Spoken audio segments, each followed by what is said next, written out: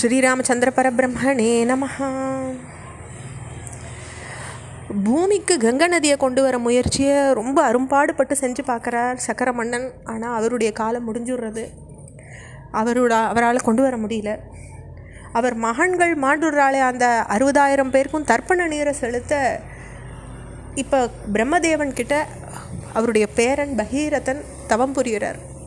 தவம் புரிஞ்சு இந்த மாதிரி இப்படி வாழலாம் சாம்பல் ஆகிட்டா அது கங்கை நீரால் நினைக்கப்படணும், எனக்கும் மக்கள் பேரை நீங்கள் அழித்து எங்கள் சந்ததியை வளர்த்துக்க நீங்கள் அருளணும்னுட்டு கேட்டுக்கிறார்.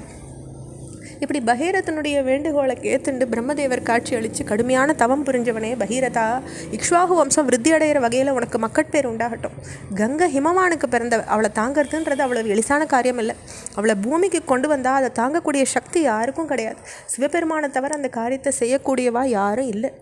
அப்படி சிவபெருமானால் தாங்கப்படாமல் கங்கை பூமி அடைஞ்சதுனாக்கா பூமாதேவினால் அதை தாங்க முடியாதுப்பா. அதனால் கங்கையை தாங்க சிவனுடைய சம்மதத்தை நீ பெற்றுக்கணும். அப்படி பெற்றுட்டேன்னாக்கா கங்கை நீ பூமிக்கு கொண்டு வந்துடலாம், உனக்கு மங்களம் உண்டாகட்டும்னு பிரம்மா ஆசீர்வதிக்கிறார். இதையடுத்து பகீரதன் பரமசிவனை மனசால் நினச்சி கடுந்தவம் புரிகிறார். உள்ளங்குளிர்ந்த சிவபிரான் அவர் முன்ன தோன்றார். உன்னுடைய விருப்பத்தை நிறைவேற்றுற மலைகளின் அரசனான ஹிமவானின் மகள் கங்கை பூமிக்கு வரச்சே நான் அதை என் தலையில் தாங்கிக்கிறேன், கவலையை விடுன்னு வரமளிக்கிறார் பகீரதனுக்கு. பிரம்மா ஏற்கனவே சொன்னதுக்கு எனக்கு தாங்க முடியாத வேகத்தோட கங்கை பிரவாகமாக ஆகாசத்துலேருந்து பூமிக்கு இறங்குறாங்க. தன்னை தாங்கிறதுக்கு தயாரான என்ன சிவனையும் அடிச்சுட்டு போகிற எண்ணத்தோட கங்கை பாஞ்சு வந்தபோது பரமசிவன் அவளுடைய இருமாப்பா அடக்க நினைக்கிறார். கங்கை அவருடைய தலையில் விழுறாங்க. ஆனால் அதுக்கு பின்ன எவ்வளவோ முயற்சி பண்ணி அவருடைய ஜட முடியிலிருந்து தப்பி அவங்களால இறங்கி போக முடியவே இல்லை கங்கையால். இப்படி கங்கை நதி சிக்குண்டதை பார்த்து பகீரதன் மேலும் தவம் புரிகிறார். மீண்டும் அவருக்கு அருளை விரும்பின சிவபிரான் தான் முடியிலிருந்து கங்கையை விடுவிச்சு பிரம்மனால் சிருஷ்டி செய்யப்பட்ட பிந்து சரஸ் அப்படின்ற நீர்நிலையில் விட்டுடுறார் கங்கையை. அப்போ கங்கை நதியில் 7 நீரோட்டங்கள் உண்டாருது. 3 கிழக்கு திசையை நோக்கி பாயிறது, மேலும் 3 மேற்கு திசையை நோக்கி பாய ஆரம்பிச்சது. 7ஆவதான நீரோட்டம் பகீரத மன்னனை பின்தொடர்ந்து போகிறது. இந்த அற்புதமான காட்சியை பார்க்க தேவர்களும் ரிஷிகளும் கந்தர்வர்களும் யக்ஷர்களும் கூடுறாங்க. இப்படி தேவகணங்களால் சூழப்பட்டு வானம் ஆயிரக்கணக்கான சூரியர்களுடைய பிரகாசத்தோட ரொம்ப பிரகாசிச்சுன்றது. பரமசிவனின் தலையில் விழுந்து அங்கேருந்து பூமியில் பாஞ்சதுனால கங்கை நீர் பாவங்களை போக்க வல்ல தன்மையை அதுக்கு உண்டாச்சு.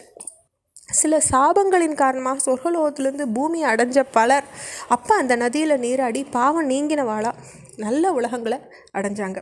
உலகமே கங்கை நீரால் புனிதம் அடைஞ்சுது. பகீரதன் முன் செல்ல அவர் பின்ன தொடர்ந்து கங்கையும் போக தேவர்களும் ராட்சசர்களும் கிண்ணறர்களும் கந்தர்வர்களும் ரிஷிகளும் அப்சரசுகளும் அதை தொடர்ந்து போகிறாங்க. போகிற வழியில் கங்கை நதி ஜஹ்னு அப்படின்ற பெயருடைய ஒரு பெரும் முனிவரோட யாக பூமியை அழிச்சுட்டுது.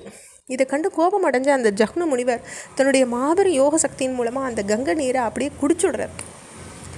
தேவர்களும் ரிஷிகளும் இதை பார்த்து திகைச்சு போயிடுறாங்க. பின்ன அவளுடைய வேண்டுகோளுக்கு இணங்க கோபம் தணிஞ்சவரா ஜஹ்னு மகரிஷி கங்கை நீரை மீண்டும் வெளியே விடுறார். அதிலிருந்து கங்கை ஜஹ்னு மகரிஷிக்கு மகள் முறையாக ஆறாங்க. தேவர்களும் முனிவரும் வாழ்த்துறாங்க. இதன் காரணமாக கங்கைக்கு ஜானவி அப்படின்ற பெயரும் உண்டாருது. மீண்டும் கங்கை பகீரதனை பின்தொடர்ந்து போகிறாங்க. பாதாள லோகத்தை அடையிறாங்க. அங்கே சாம்பலாக கிடந்த சகரனுடைய மகன்கள் மேலே பாயிறாங்க. அதன் காரணமாக அவள் சொர்க்கலோகத்தை போய் அடையிறாங்க அந்த மகன்கள். பிரம்மதேவர் இந்த மாபெரும் சாதனையை புரிஞ்ச பகீரத மன்னனை பார்த்து, மனுஷால சிறந்தவனே, உன்னுடைய சாதனையின் காரணமாக சக்கரனுடைய மன்னன் 60,000 பேரும் நல்ல உலகத்தை அடைஞ்சிருக்காங்க. உன்னால் பூமிக்கு கொண்டு வரப்பட்ட கங்கை உனக்கு மகளாரா, அதனால் அவள் பேர் பாகீரதின்னு இன்னிலேருந்து விளங்குறது. தேவலோகத்தில் பாஞ்சுட்டு இருந்த கங்கை உன் முயற்சியின் காரணமாக பூலோகத்துலேயும் பாதாள உலகத்துலேயும் பாயறா. இப்போ 3 வழியாக பாயறதுனால திருப்பத்தக்கை அப்படின்ற பெயரும் அவளுக்கு உண்டாருது. உன் முன்னோர்களால் செய்ய முடியாத காரியத்தை நீ செஞ்சு முடிச்சிருக்க. இதனால் உன் புகழ் பூமியில் என்றைக்கும் அழியாமல் இருக்கும்னு ஆசீர்வதிக்கிறார் பிரம்மா.